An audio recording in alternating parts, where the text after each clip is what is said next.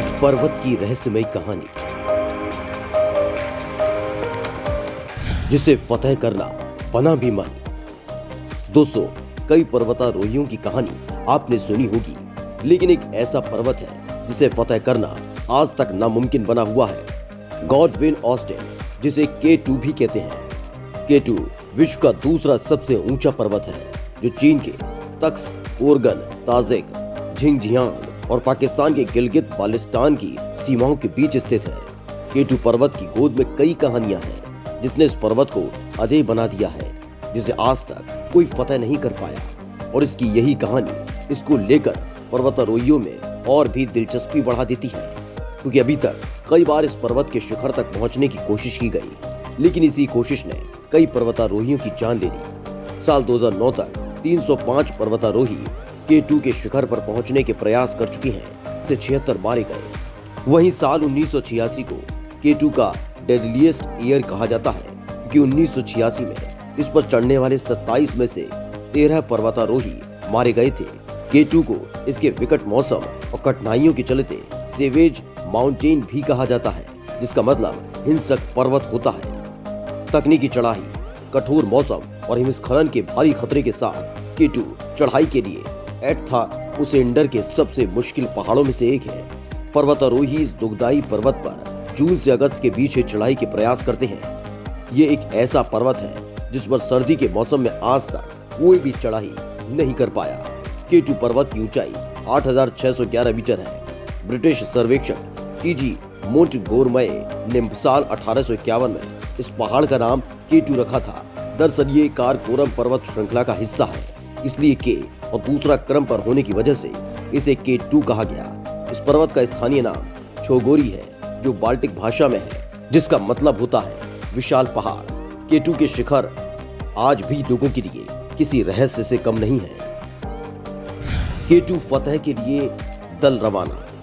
जहां एक तरफ दुनिया के सबसे खतरनाक पर्वतों में से एक K2 को लेकर रोमांच और खौफ बना हुआ है, तो वहीं इस बार 7 समिट ट्रैकिंग का 55 सदस्यीय दल दुनिया की दूसरी सबसे ऊंची चोटी को जीतने निकला है। और पर्वत की जटिलता और इसके इतिहास को देखते हुए पर्वतारोहियों ने इस मिशन का नाम दिया है मिशन इम्पॉसिबल। वहीं इस मिशन दल के हेड छांग दावा शेरपा का दावा है कि दुनिया में 8,000 मीटर से ज्यादा ऊंचे 14 पर्वत शिखर हैं। माउंट एवरेस्ट समेत 13 पर्वत ऐसे हैं जहां सर्दियों में भी पर्वतारोही चढ़ाई में सफल हुए हैं, लेकिन गॉडविन ऑस्टिन यानी K2 अभी तक अजय है। लेकिन 7 समिट अगर K2 को फतेह नहीं कर पाया, तो शायद ही कोई इसे फतेह कर पाए। 7 समिट ट्रैकिंग में 28 नेपाली शेरपाओं के अलावा 27 विदेशी पर्वतारोही हैं, जिसमें America, England, Netherlands, Bulgaria, Spain, Switzerland, Finland और ग्रीस के पर्वतारोही शामिल हैं। इस पर्वत को खतरनाक बनाती है इस पर्वत की भौगोलिक स्थिति। चोटी पर 6,000 मीटर तक चट्टानें और फिर बर्फ है। तापमान भी -25 से -45 डिग्री सेल्सियस के बीच रहता है। यहाँ कैंप 2 से ही खतरा शुरू हो जाता है, जो बॉटल नेक तक बढ़ता जाता है। इसके साथ ही पर्वतारोहियों के दिमाग में फिसल जाने का डर हमेशा बना रहता है। यहाँ सफल होने की संभावनाएं हमेशा ही 30% से कम रहती हैं। 7 समिट दल की रणनीति।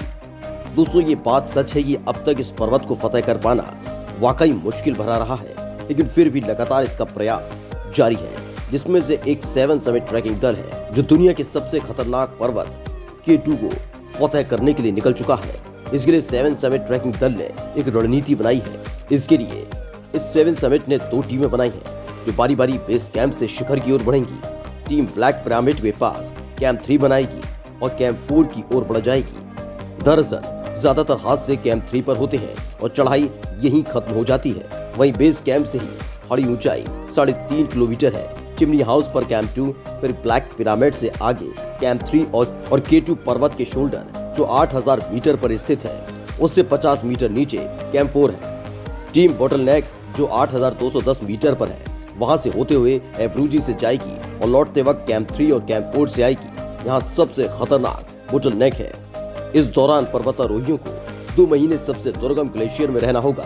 पर्वतारोहण की चुनौतियां बेस कैंप पहुंचने के पहले ही शुरू हो जाती हैं। इस्लामाबाद से बेस कैंप पहुंचने में ही 8 दिन लग जाते हैं। इस दौरान रास्ते में कहीं होटल नहीं मिलता।